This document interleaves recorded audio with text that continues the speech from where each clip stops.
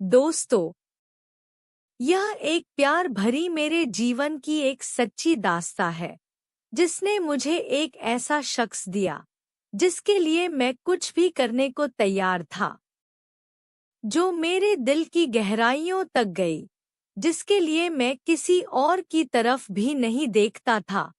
सुबह का अखबार पढ़ते हुए अचानक मेरी निगाह अपनी नई पड़ोसन से जा टकराई।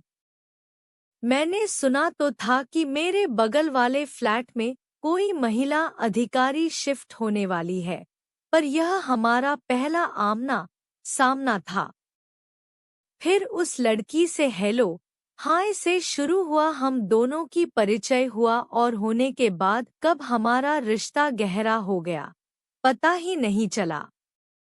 मेरी पड़ोसन मैडम जिले में ही एक उच्च पद पर पदस्थ थी और उनके पति किसी अन्य जिले में तैनात थे। उनके पति का आना जाना कभी कभार ही हो पाता था। पड़ोसी होने के कारण वह मुझसे काफी घुल मिल गई। एक दिन उन्होंने टोक ही दिया कि तुम मुझसे हमेशा मैडम कहकर बात मत किया करो। मैंने कहा, मैडम मैं अभी एक विद्यार्थी हूँ और आप इस जिले में तैनात एक वरिष्ठ अधिकारी है, आखिर हमारा क्या रिश्ता हो सकता है। वह कुछ देर तक शांत रहीं और फिर अपनी चुप्पी तोड़ते हुए बोली कि अगर तुम बुरा न मानो तो मुझे भाभी कहकर बुला सकते हो। मैंने कहा, आपकी बात सही है मैडम, पर मात्र भाभी कह देने भर से तो रिश्ता नहीं जुड़ जाएगा। वैसे भी यह बड़ा नाजुक व प्यार भरा रिश्ता है।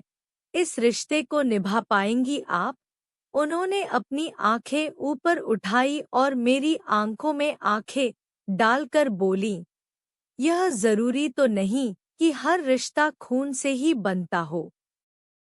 रिश्तों की परिभाषा अपनापन, स्नेह और प्यार में छुपी हुई है और अगर हम एक दूसरे को समझ सके तो यह रिश्ता हम भी आसानी से निभा सकते हैं।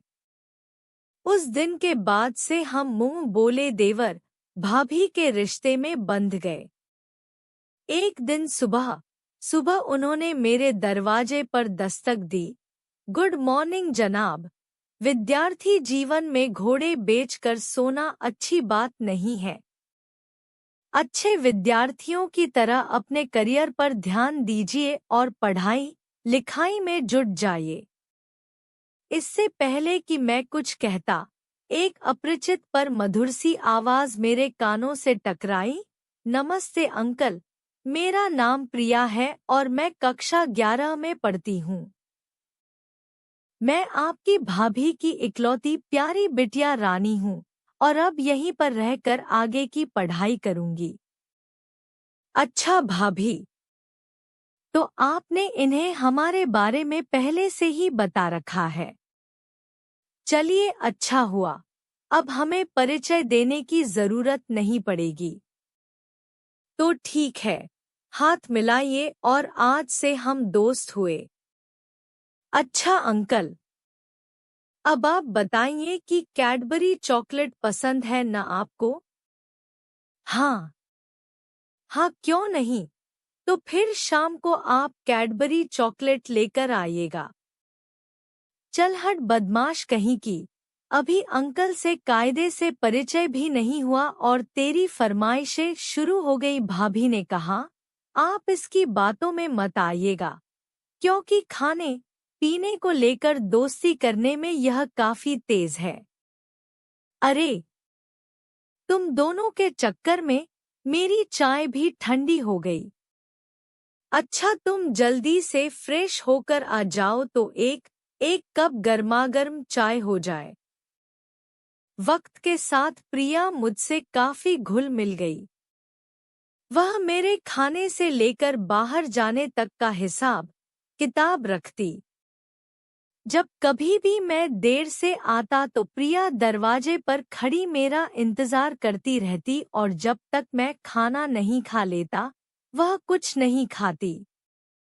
उसकी मम्मी भी खुश थी कि प्रिया को बोर नहीं होना पड़ता। पर प्रिया के दिल में क्या चल रहा था, उससे मैं और उसकी मम्मी बिल्कुल अनजान थे। वैसे कुछ सोचने का कोई कारण भी नहीं बनता था।